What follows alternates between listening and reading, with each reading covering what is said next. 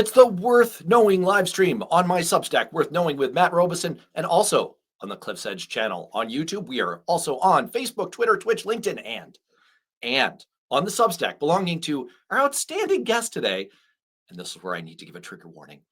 If you don't like to hear profanity, the name of his Substack is definitely not safe for work, and it has all the profanity in it that political observers keep begging Democrats to use more. We are also on the Substack belonging to Jonathan Larson of The Fucking News. Yes, that's right. That's really the name. And he's a really interesting guy, a veteran producer for Chris Hayes, Lawrence O'Donnell, Rachel Maddow, Anderson Cooper, Mark Maroon, and Keith Olbermann and Dan Rather. And I think it's really an apt place to jump off from today. The Fucking News.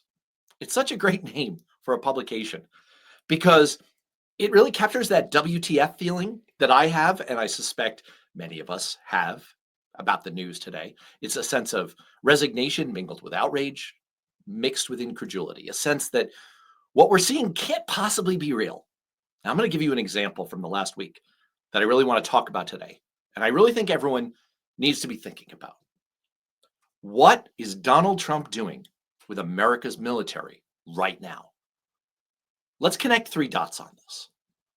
Number one, he just gave another angry, partisan, unhinged, can we give this guy another cognitive exam speech to military service members, part of his trip to Japan. Now, maybe it made more sense when it was screamed in the original German. But this is the 3rd time that Trump has given one of these disgustingly political speeches to our American military, like he thinks he's in a MAGA rally and these are his usual obedient drones waiting to soak up whatever he's shouting at them. Number 2, news broke in recent days that Trump has tried to make an arrangement with a secretive billionaire to pay for American service members' paychecks during the government shutdown. Now, this is wildly illegal and very obviously a recipe for disaster. Of course, I want our military paid. We all want that. But you don't have private interests, especially secret billionaires, the kind who store their urine in jars, being the paymasters for the most powerful fighting force the world has ever seen.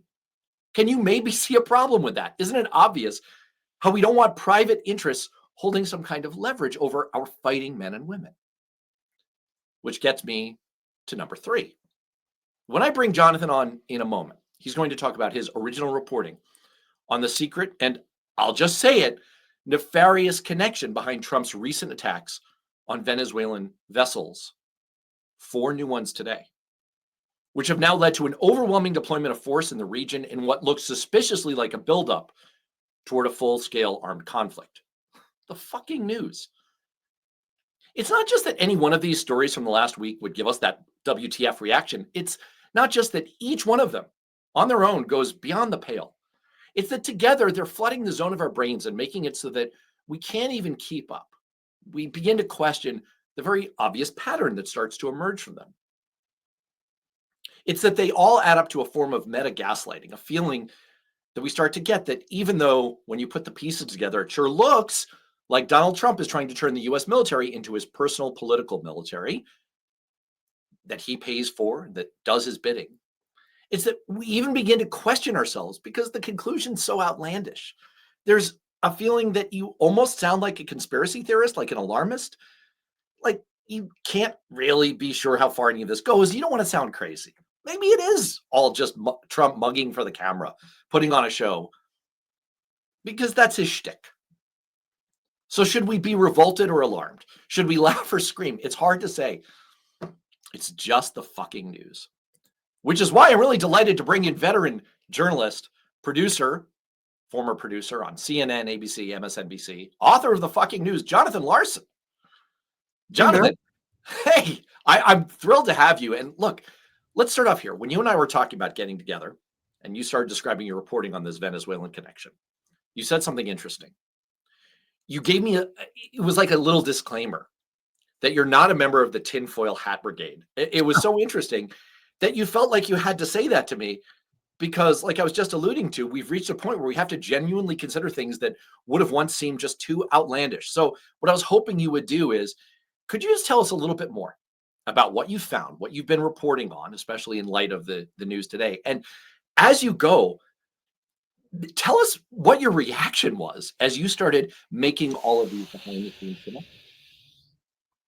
So, yeah, I'm not sure I can sort of unpack what my reaction was because it's very sort of like incremental and step by step. The pieces sort of add up very slowly. But basically, there are three players in a years long effort to uncover or prove information, allegations about Venezuela engaged in at least three efforts against the United States. One is infiltrating and co-opting members of its intelligence community. The other is, of course, drugs. And there's also I guess there are four now that I think of it. There's also the paramilitary um, component, which consists primarily of the gang known as Tren de Aragua, which Trump and these people have described as something like a paramilitary covert force sent here by Nicolas Maduro, the president of Venezuela, to destabilize the country, not to commit crimes and get tattoos, but to destabilize the country. And the fourth element is, according to these folks, Venezuela, meaning the regime of Maduro, and Tren de Aragua, and the Cartel de los Soles, which is sort of the corrupt military network, is all working with Dominion and Smartmatic to control the outcomes of elections in 72 countries. And so, if folks remember, back in March, Trump had laid out some of this stuff, especially the idea that Maduro was fielding a paramilitary force here in the form of thousands of Tren de Aragua members.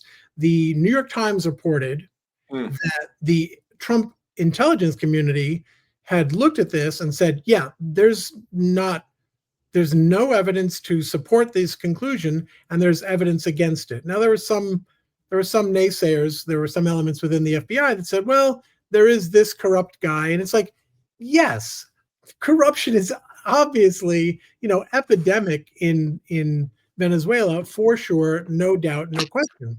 But that's actually part of the reason why you don't have this big concerted effort. Everyone's kind of like working their own game. So after the New York Times report came out, a former CIA officer named Gary Bernson, he outed himself to the Miami Herald in March, saying, me and some people I'm working with have been supplying this information to the Trump team. And by the way, he ends up saying later, don't trust the intelligence community. They're still not trustworthy, so on and so forth. So since then, I've been looking into these folks.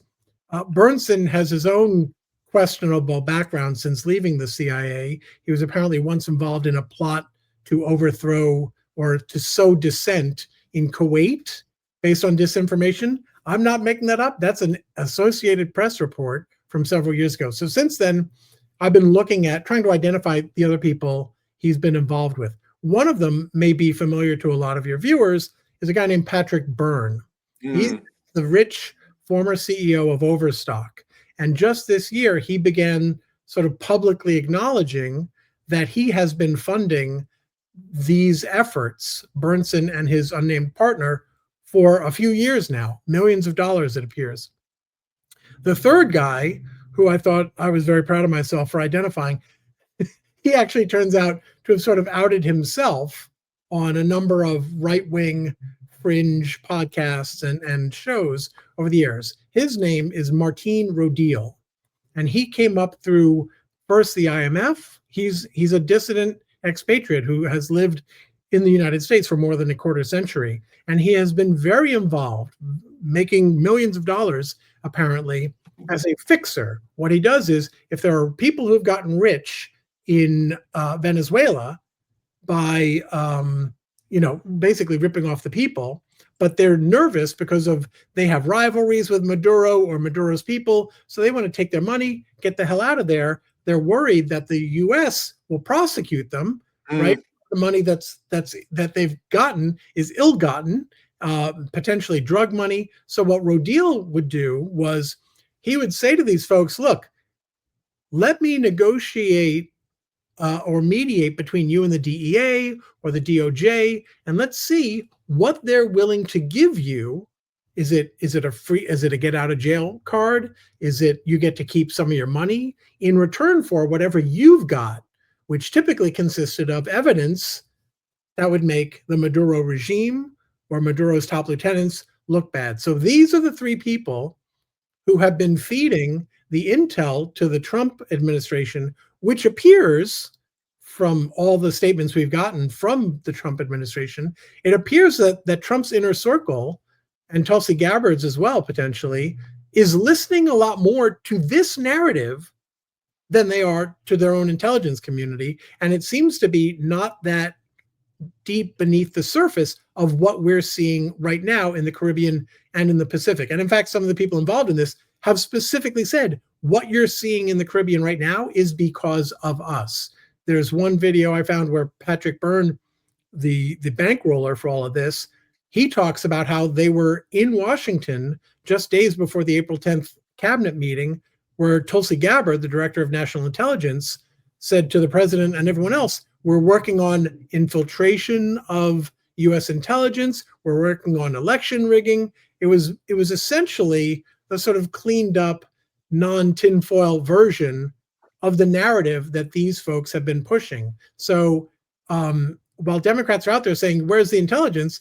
I've kind of been screaming like, it's right here, folks. It's out there. You can find it on the web. I linked to all of this stuff. It's just that no one's paying attention. And it seems to me that before we escalate, the U.S. escalates from murder in the Caribbean and the Pacific to war crimes, illegal bombings in Caracas or Venezuela, we should probably know where this stuff is coming from. I think the mistake a lot of people make is they just assume, and I get it, they just assume Trump pulls this stuff out of his ass. Well, of course, that's an element to it, but a lot of it is based on and was initiated by what these people, all right-wing, pretty radical people by most standards, have been feeding him for almost a year now.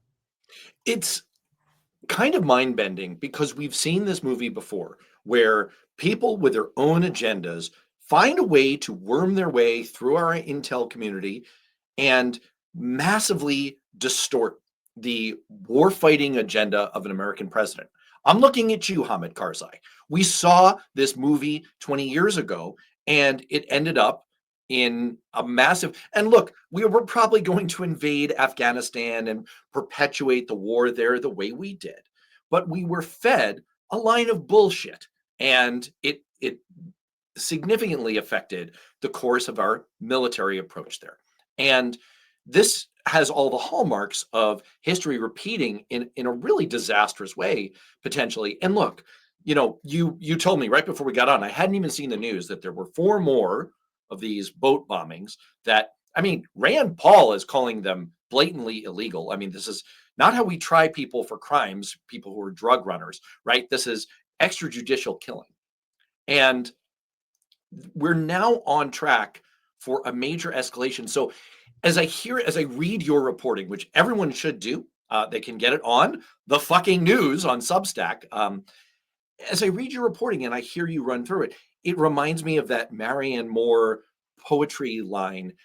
It's like these are imaginary gardens with real toads in them.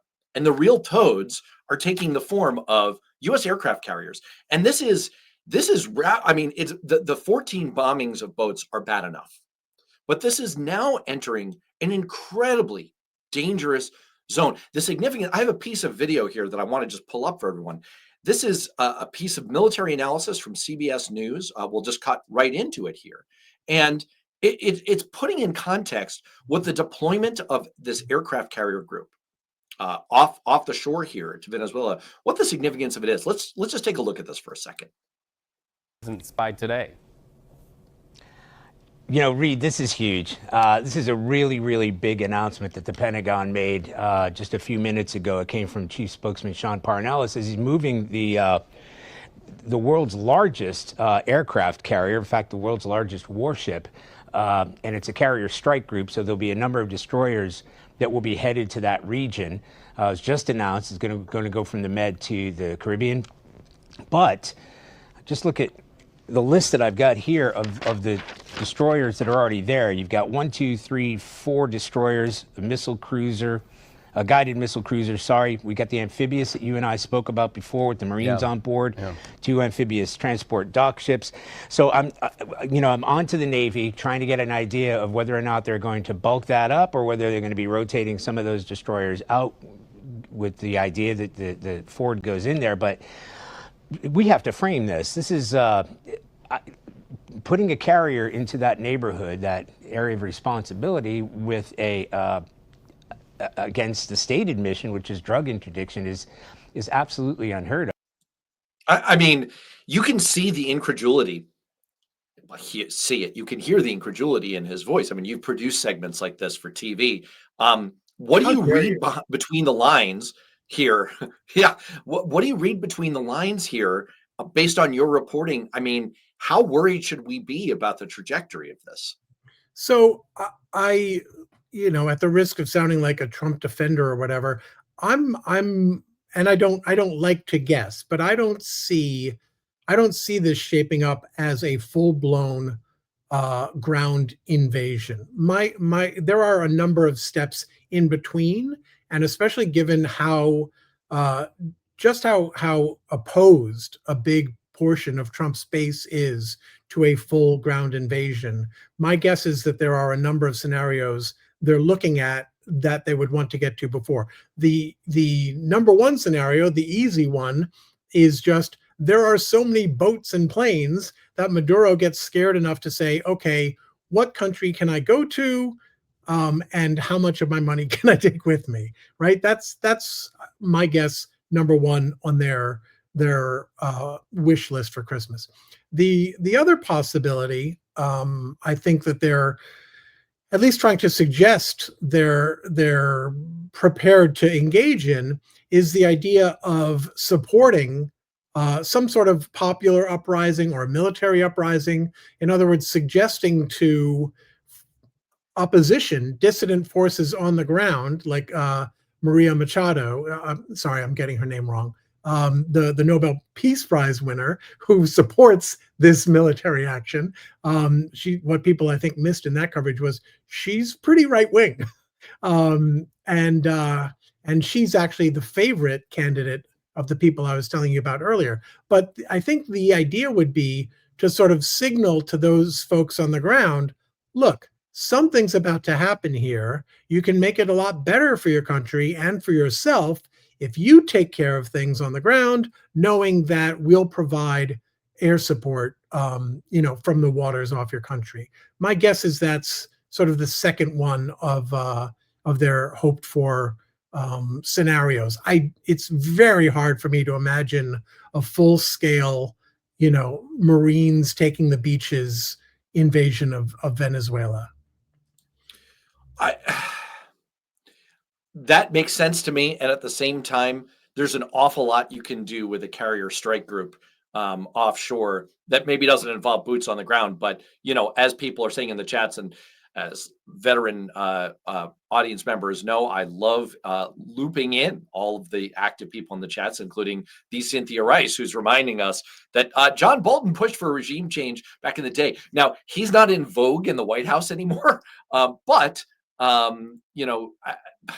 it certainly suggests the possibility that there could be all kinds of military adventures on the minds of people who are getting their ears whispered into by the kinds of people that you have uncovered in your reporting. I want to see what you think of the dot connection exercise that I set up at the top.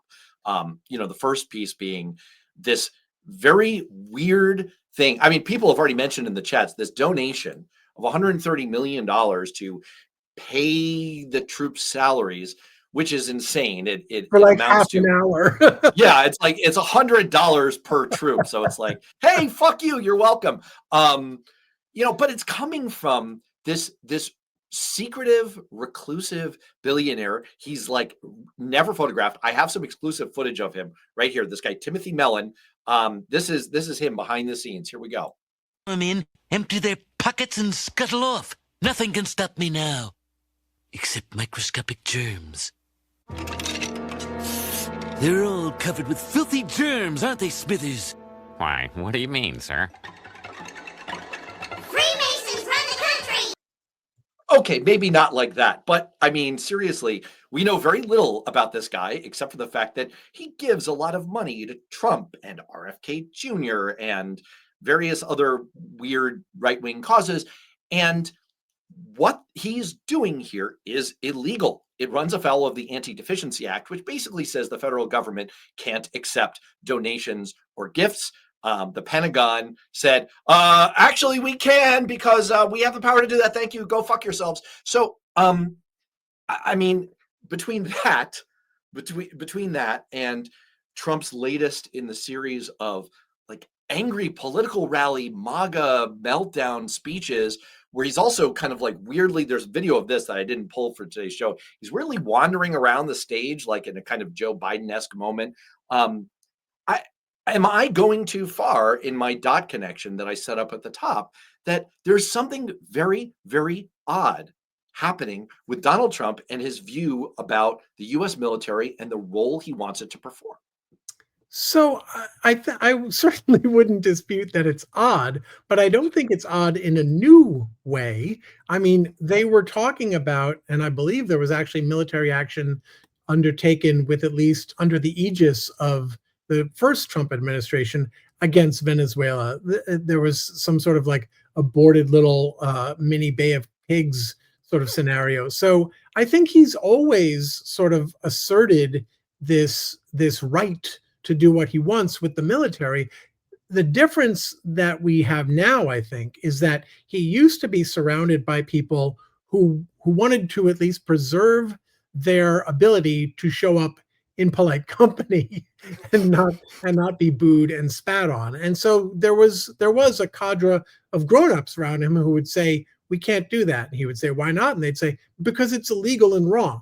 And that would be, for the most part, the end of that conversation. And Patrick Byrne, by the way, if we're connecting dots, he was part of that famous December 18th, 2020 conversation in the White House where Trump's senior counsel, his White House counsel, and a top advisor were both telling Trump, like, no, we can't do all this stuff that Byrne is suggesting. And Trump said, at least they, meaning Byrne and other people, are fighting for me. And now, of course, what he's done is now he's empowered only people whose job is to say, how high do you want me to jump when he says jump, as opposed to, sorry, we're not allowed to do that. So that's why you end up with people like Admiral Alvin Halsey of U.S. Southern Command retiring less than 1 year into his 3-year term, right as the U.S.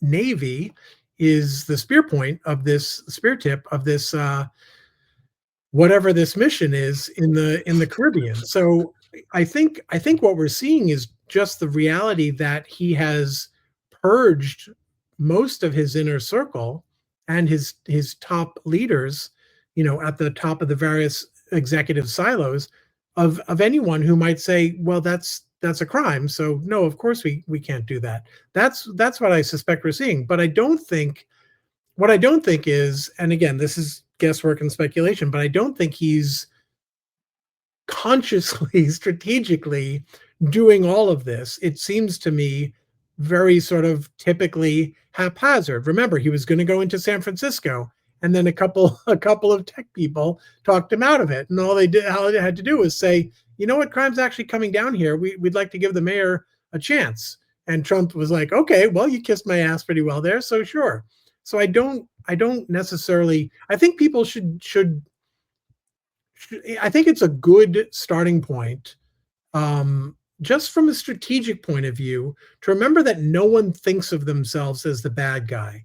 Everyone at least ascribes to themselves good motives, right? So the most likely interior life of Donald Trump explanation for sending troops into the cities is to stop crime, just what he's saying.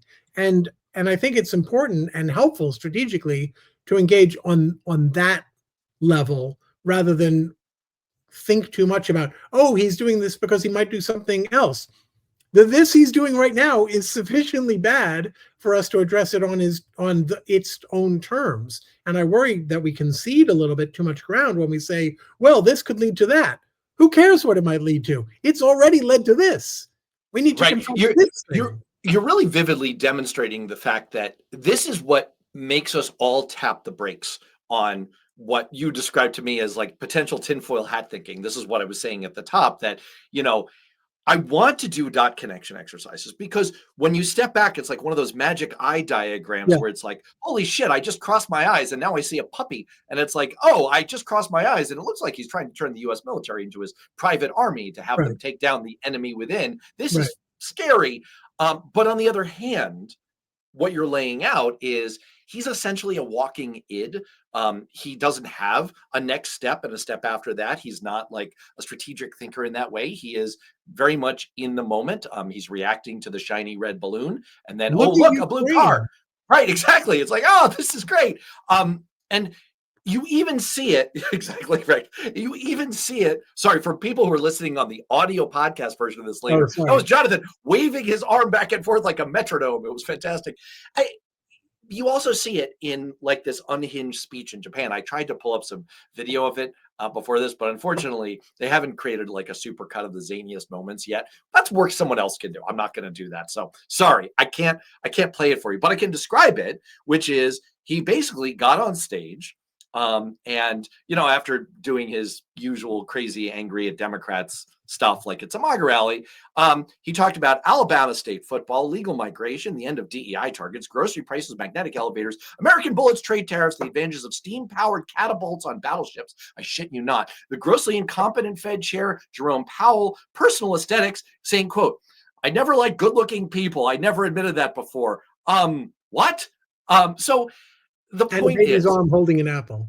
Yeah, and you and I talked about this on Substack Notes. We had a little exchange about this, about my article from a week or so ago, that maybe all of this public, I don't know, internal venom and loud circus music spewing that comes out of his mouth is good. Maybe Pete Hegseth's crazy speech to the top generals and admirals where it's like, no more beardos. Who's weird? I'm not weird. You're weird.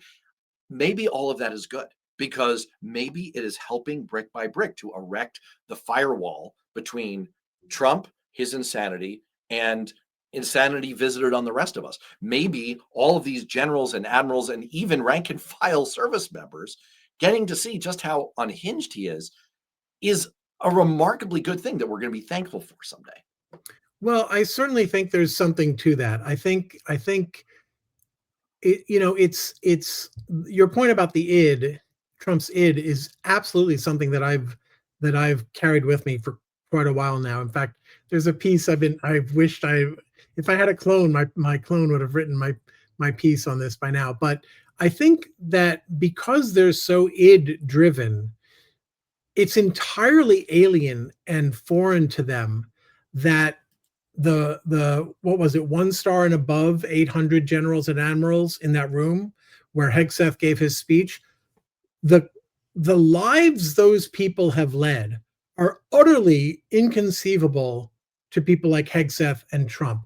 The meaning and the weight of custom and tradition that has shaped those people's lives, I think, is unfathomable to Hegseth and Trump. And so when they don't play it smart, when they don't play it strategic, and they sort of advertise just how out of step they are with anything resembling self-discipline, selflessness, right? It's a career that most of those people at that level are still in, despite the fact that they could have cashed in the corporate world years ago for, 3, 4, 5 times what they're making. So selflessness and service are baked in. And when they see these people act like this, I think that makes it demonstrably harder. And we saw the Military Religious Freedom Foundation and the Washington Times, I think it might have been the Examiner, I don't remember,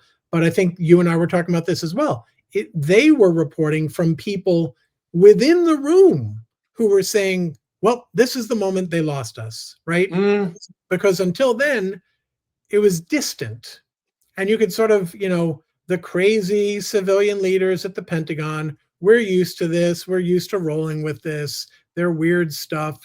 First they wanted transgender people in, and we said fine, and it worked out fine, whatever. They always have their weird agendas. But then Hegseth calls them from around the globe for something that they can recognize beforehand is not merely bullshit, but hugely disruptive to priorities and missions and operations that are underway. And they get to see up close, oh, this guy's a clown, in a way that they were able to recognize much more viscerally that I suspect than they had up until then, the ones who had never met him before. And I think that's probably going to make it much easier for the Halseys to resist and for others to sort of slow walk the stuff that they're trying to do within the military. It seems not insignificant to me, by the way, that I believe I have read that these strikes, these maritime strikes, extrajudicial killings in the congressional language of murder, have been carried out, I believe, by Special Operations Command rather than Southern Command, which, those are a bit more of the, what, we break rules all the time, so this is no biggie. They've been asked to do that, frankly, by Democratic administrations as well. So the culture there, I suspect, is different. But that's probably really heartening, because that suggests that the cultural differences are persisting, and that Southern Command, Northern Command still have more of those cultural safeguards against what Trump was talking about doing. Because one of the things he mentioned in that speech today was going beyond National Guard deployments into the cities, saying, if I need to, I'll go beyond that, basically suggesting, the U.S. Army, the Marines, SEAL Team 6, for all I know. What you're saying is putting me in mind. I'm going to throw a curveball at you. You and Is I that talked a the little bit. reference? Yeah. Well, you and I talked a little bit before this about all the things I wanted to talk about today. This wasn't necessarily on the menu, but you're prompting it for me. I've been thinking a lot recently. After reading my friend and former guest, Andy Kroll, who's a ProPublica reporter, he did a wonderful deep dive on Russell Vogt. I didn't know until I read his article that it's Wait, pronounced who? Vogt, not Vought. Yeah, it's Oh, Vogt. vote. Yeah, Yeah, of course. you're right.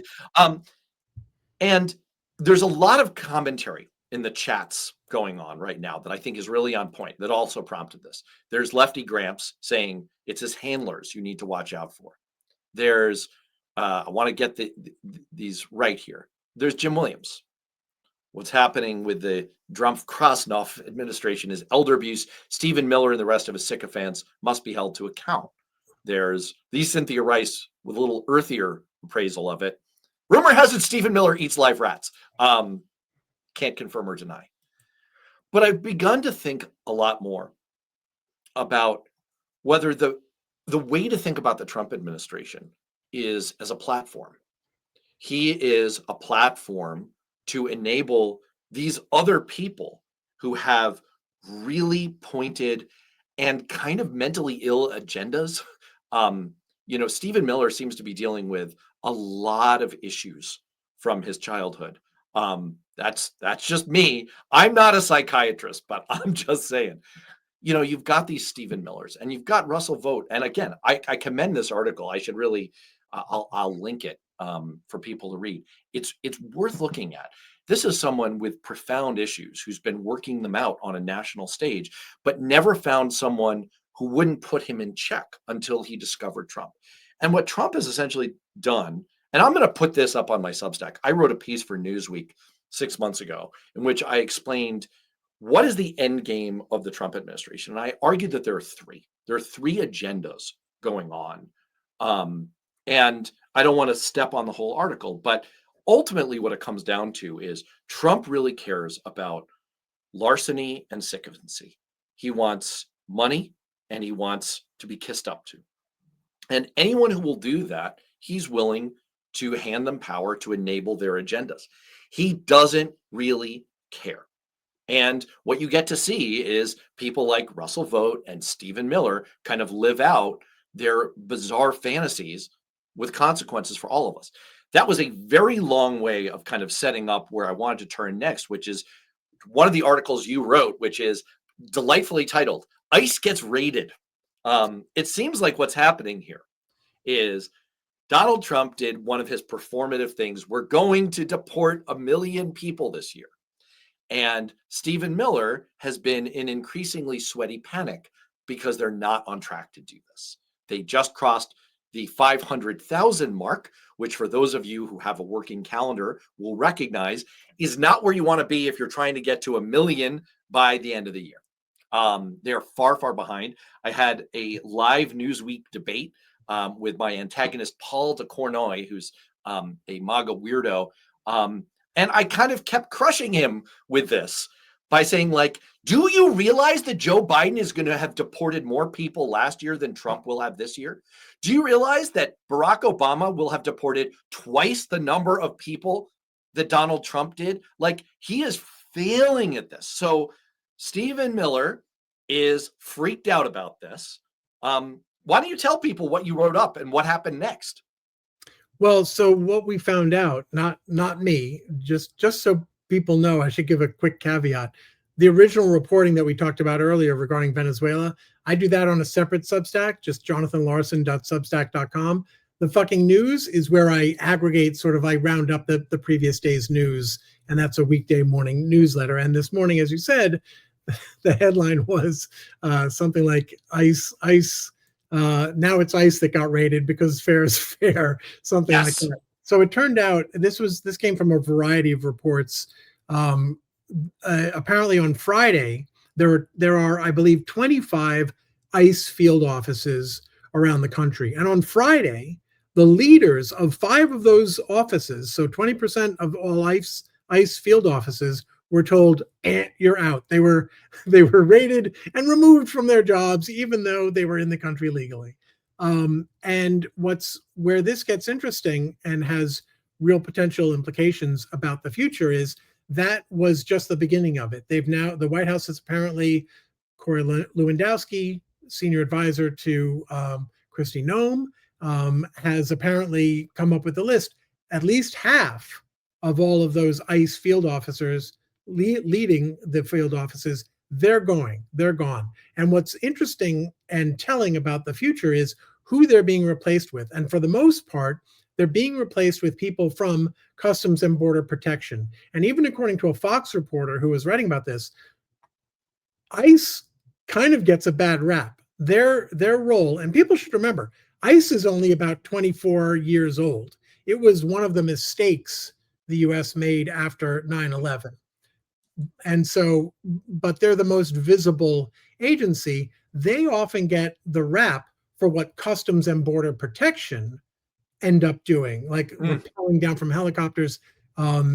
Basically, as one source told one of the outlets that I was quoting, something like CBP is the people who will do what they're told. And it's CBP people who are being brought cross-agency to now run the ICE field offices. And so the thinking is, well, look, ICE is much more used to and better at looking for actual criminals. They're not, the purpose of ICE is not to get every immigrant who's here without proper documentation.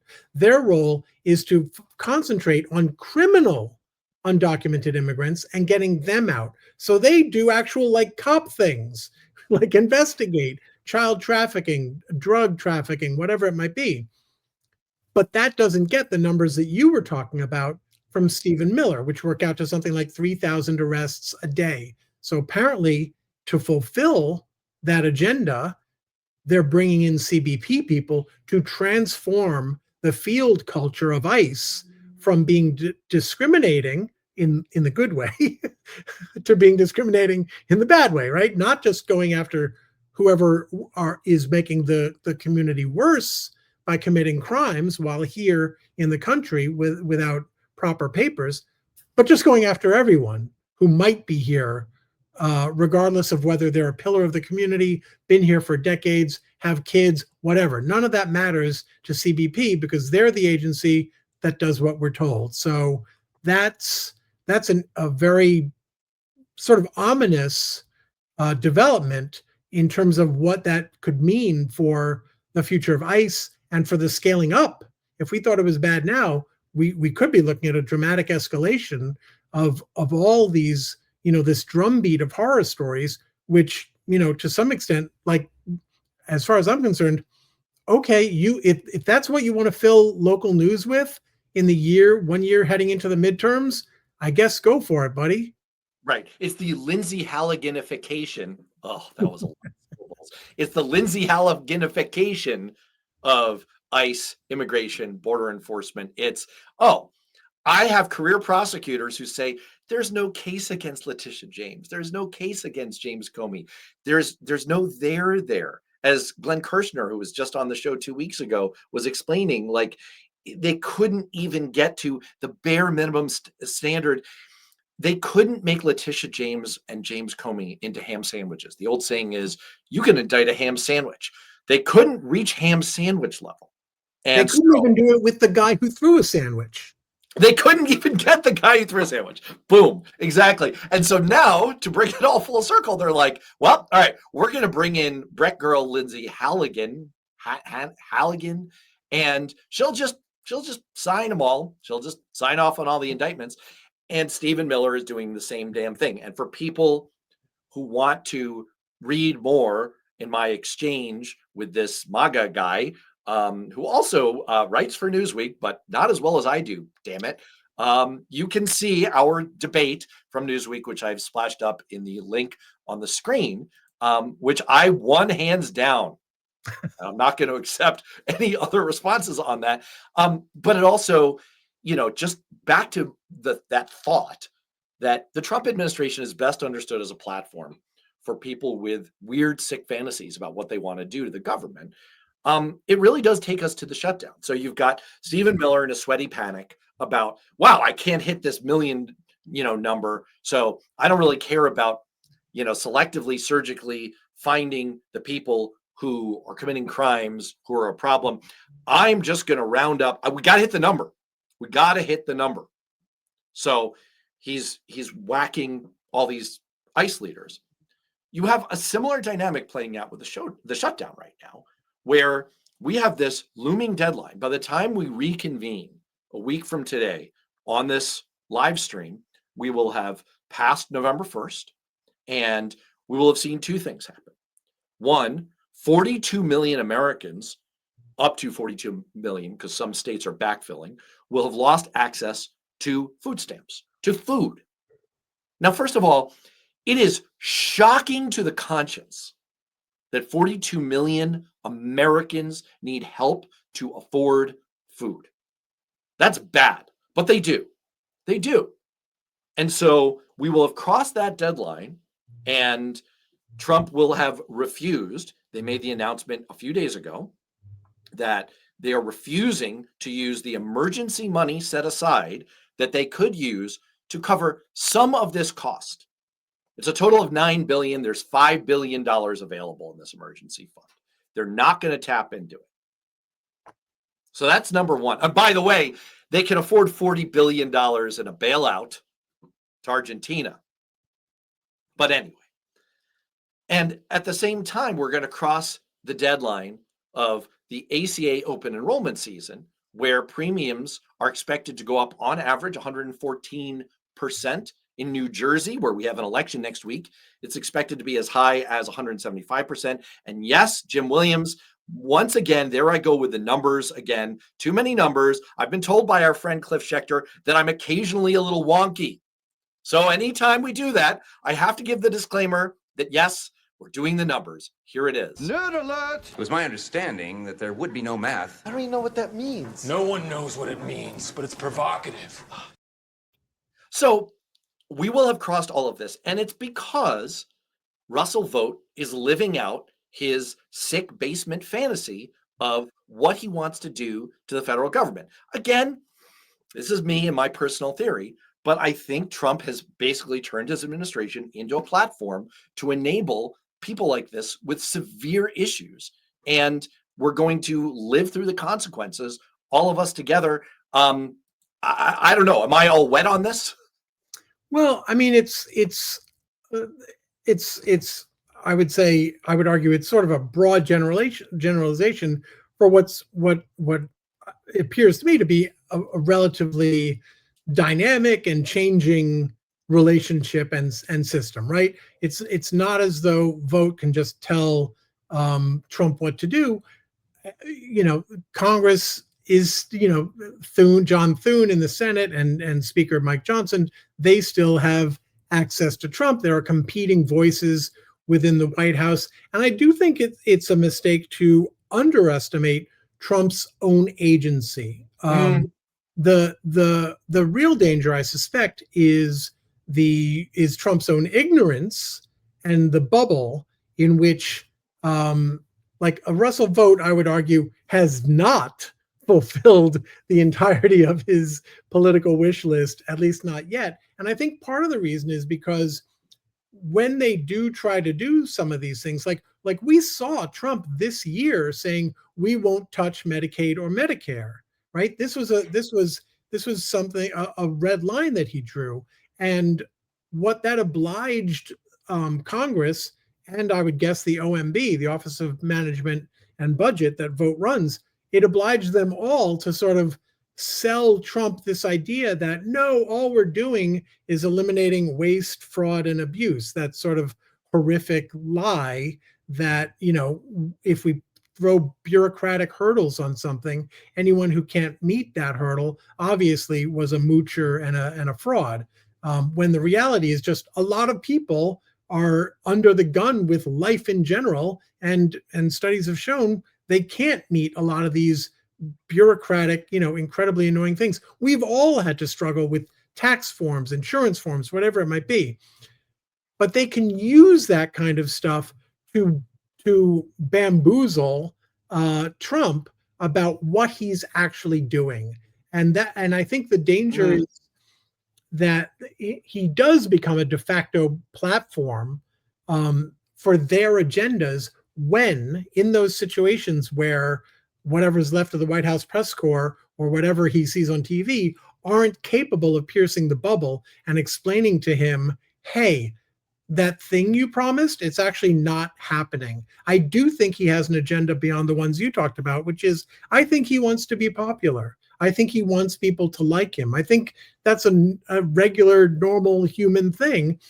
It's very tough to pull off when you've been a rich asshole all your life and you've been surrounded by yes people, right? And so I think a lot of what we see with him is him trying to impose outcomes on the world. And that's not how the world works. You can impose processes and systems. You can't impose outcomes. And he has no patience and no regard for other people. So he tries to skip ahead. He shortcuts everything. It's like, there's no point in his life where he said to anyone, hey, what does crime look like in Chicago now? And what would be the best way to reduce it?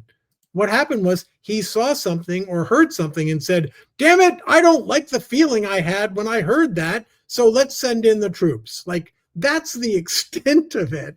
And I think you're, to circle back to your point, I think that makes him very vulnerable to manipulation and exploitation by people who are much more strategic, much more focused, and have a much more granular wish list to get what they can out of him by abusing and using his multiple myriad personal shortcomings. Someone was saying in the chat earlier that they consider it elder abuse, and I guess so. It's only abusive if it's not a two-way street, and he's getting something that he needs out of this. I want to point out. There's so much rich content on your two Substacks, Jonathan Larson's Substack.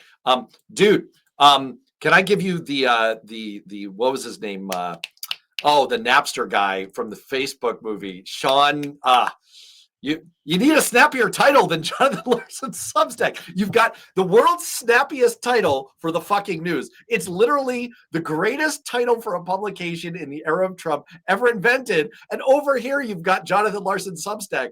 I don't understand. I'm being like emotionally whipsawed here. Right. Well, the whole point is basically when I actually started the fucking news before Trump even was a political figure. But what would happen is I would break stories occasionally on the fucking news, and I would hear from people in your old line of business, lobbyists or people on the Hill, and they would say, dude, I can't send this story to my boss. Exactly. But it turned out they were overly fearful of the bosses because the bosses loved it too. I've had members of Congress retweet or reshare the fucking news stuff, but I had to appease those middle people. So I said, fine, I'll post original reporting at the boring, terribly marketed Substack, jonathanlarson.substack.com. So that one's just I think if you original reporting. I think if you literally just renamed it the boring news, I would vote for that. That would be fine. But look, I keep repeating it. This is like such a cheap shyster trick that I'm pulling here. I keep repeating it because I want people to remember it. I want people to remember the Thank you. news. That's so memorable, and I want people to remember Jonathan Larson Substack. Just give me 45 seconds on one of the more fascinating things you've done on here is drive a spike through the National Prayer Breakfast and the agenda going on there. You want to just talk a little bit about your work on that? Oh boy. Okay. So if people aren't familiar with it, back in 2008, there was a book which in the few years ago got turned into a documentary series on Netflix, all of which were sort of the brainchild of a journalist and writer who I'm now friends with, a guy named Jeff Charlotte, exposing their involvement most notably in efforts to pass the Anti-Homosexuality Act in Uganda, which called for executing gay people for the crime of being gay. Jeff kind of moved on, and I don't know if people remember, but during the whole Ukraine lobbying scandals, it turned out that there was some connection with Maria Butina, the Russian spy, and if people remember, she was actually using the National Prayer Breakfast to try to make connections in the right wing. And so basically, that kind of opened up a rabbit hole for me, and I started looking into who goes to these things and what purposes are they using them for? Because what people don't understand is that the National Prayer Breakfast is kind of like a thing that hundreds of people can dangle back home for power, right? If I'm some local right-wing guy who no one pays attention to, but all of a sudden now I can offer my local millionaire a ticket to the National Prayer Breakfast in Washington, I've just become a power broker. So when politicians in the US go to the National Prayer Breakfast, what they're doing is they're enabling this networking structure, which then elevates its allies in countries overseas and builds up right-wing anti-LGBTQ, anti-reproductive rights networks in those countries. And so at some point, I obtained information revealing for the first time who actually went to 3 years worth of these events. So I had all of those names, and some of the years actually had also the names of who invited them. Now we're told it's Congress. It's not Congress. It's a tiny handful of members of Congress who are actively involved. For the most part, it's the people who work for the organization behind it, known as the Fellowship Foundation, more famously known as The Family, the title of Jeff Charlotte's books. And so this revealed all of these networks. And so I began tracking down and exposing some of them. In Guatemala, they helped destroy a UN anti-corruption task force. No one knew that the family was behind it, but it was their networking between Marco Rubio, Mike Lee, a whole bunch of others, that they were able to politicize this UN task force, which was threatening the family's evangelical ally president of Guatemala. And so it used to have bipartisan support in the US. They destroyed that. And ultimately, Trump gave the green light and said, yeah, I don't care. You can chase the task force out of town. So that's what they did. And they protected their evangelical president there. No fingerprints until I reported it. More recently, I showed how, once again, this same network was still connected to and supporting the effort to pass the anti-LGBTQ death penalty in Uganda, which successfully was passed I think it's almost 2 years ago now. And the National Prayer Breakfast was a big part of that. And so I don't know how far much, if you want, I can shut up there. But basically, it became so toxic among Democratic members of Congress that they said we're going to stop going.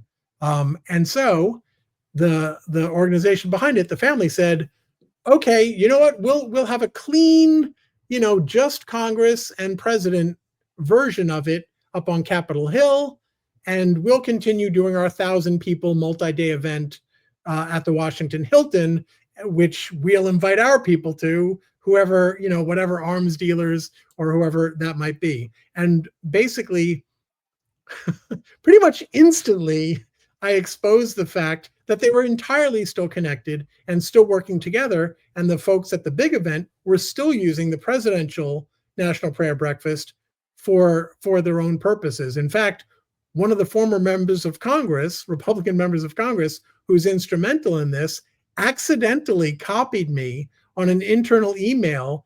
On a signal chat. No, no, just an email. He just hit reply all to a chain which I had started with a request for comment, saying don't talk to these snakes, and then confirming everything I was reporting by saying, hey, we can't let there be division between the two groups. I'm like, okay, I guess this is on the record now. So it's actually about that time of year for them to start sending out the invitations for next year. So it's very hard, I think, for people to justify giving a shit about this anymore in the era of Trump. But what I think Democrats in Congress really need to understand, and their voters and constituents should be telling them, is we know that you are empowering the toxic right-wing network that gave us Trump and that is giving us Trump analogs and allies overseas. So the only way to really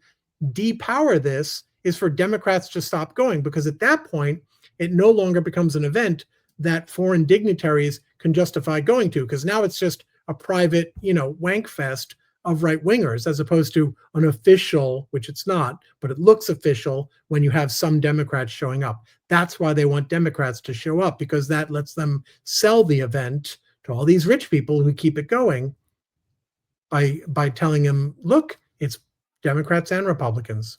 I mean, first of all, I love the vivid description of this. It's so evocative of the scene from The Dark Knight where all of the crime lords get together and the Joker ends up murdering someone with a pencil. I've been to a number, not like this, not like, thank you, sir, may I have another, from Animal House, where they're paddling Kevin Bacon, like these very weird right-wing, networking things held in a dark castle at night. Not like that. But I've been, as a congressional chief of staff, to any number of organizational confabs where there's the kind of surface agenda, and then there's the sub rosa agenda that we're all aware of, which is like a giant singles bar for advocates and money to get together and to kind of, you want to come home with me? You want to stay over? And that's essentially, what you're describing. And it's, when with the players that you're laying out here, it is pretty disturbing. And look, I would love nothing better than to get into the rest of the long list of topics that I wanted to get into with you today. But we're about to hit the top of the hour. So I have a few things that I absolutely positively have to hit. First of all, for people who have mentioned in the chats, the numbers were a little slow today on the live stream, and I think it's because of YouTube issues. I think it's because, as Amethyst Peony laid out, YouTube has been getting very aggressive with putting up ads. So I will just say to everyone, all and sundry, the way we did this today was, this should have, if it all technologically worked, it should have gone out to my Substack, worthknowing.substack.com, and to Jonathan's, to the fucking news, to all the subscribers there. So if you have not yet subscribed to Jonathan's Substack or to my Substack, yes, I'm shilling for both of us. I'm obviously doing that, but also it's a great way to access all of this. And look, if you're on Cliff Schecter's, he does an exclusive Substack only live stream on Thursdays. That's must see TV So I hope I can encourage people, get on Substack and hit worthknowing.substack.com. And you can just search for the fucking news as long as you're not at work while you're doing it. And with that, I think we should try to break. Jonathan, what do you have? You've got stuff that you can talk about and stuff that you can't talk about that I know you're cooking. What can you talk about that you have coming up? Well, I am still working on the Venezuela story. I've been going through a lot of court records this week. There's a lot of information about the people that I've been talking about that has not come out in connection with the current buildup in the Pacific and in the Caribbean that I think are really important in terms of understanding the motives and the history and the backers of the people involved. And all of that seems really important since, as you mentioned before, we kind of had that debate after it was too late in Iraq. I would like us to be able to have that debate before it's too late with Venezuela. Thank you, by the way, chatters, for getting the Animal House reference and building on it. This is why chef's kiss. I enjoy the live streaming so much. And that is one of the downsides. I don't think if you interface through Substack, I'm sorry, I don't think you can do all the live chat stuff that way. That is the one downside, but you can get all this ad-free and direct. All right. Well, it's amazing stuff. Keep up the great work, Jonathan. And I will say to everyone else, I have quite a string. If you're liking what you're getting with Jonathan here, I have quite a string of outstanding guests following on. It's been really great, and people are enjoying coming on and interacting with all of you, seeing your comments. So thank you for all of that. And in the meantime, till next week, stay safe, stay sane, be well. We'll see you next week.